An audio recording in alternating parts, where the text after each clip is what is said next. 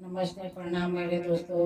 जब हम लोग मंदिर में जाते हैं तो पूजा करते हैं। पूजा करने के बाद जब घर लौट से कर आते हैं तो उस समय प्रसादी लेते हैं। तो प्रसादी का गीत है।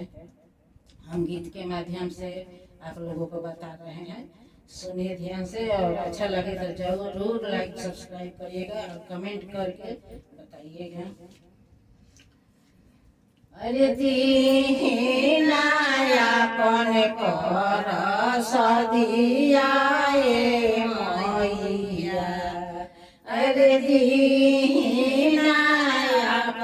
पर सदिया मैया, आले के पर सदिया अपना घरे जाइए मैया, के पर सदिया अपना घरे जाइए मैया।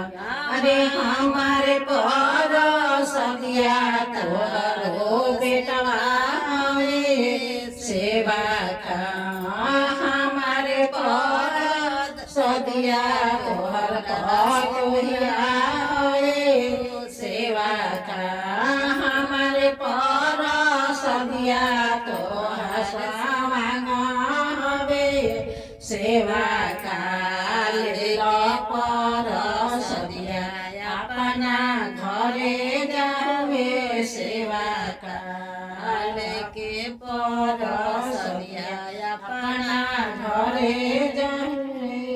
अरे दीनायापन पर सदिया मैया, पर सदिया अपना घरे जाइए मैया, हमार पर सदिया तोहार बेटी है सेवा का, हमारे पर सदिया तोहर दामाद हवे हो सेवा का, लेके पर सदिया अपना घरे जाओ सेवा का, हमार पर सदिया तोहर भाई पति जावे हो सेवा का, हमार पर सदिया नाती पोता हवे हो सेवा का, लेके पर सदिया अपना घरे जाओ सेवा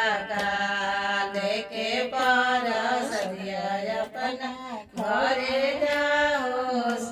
जय माँ दुर्गे की, जय माँ भवानी की।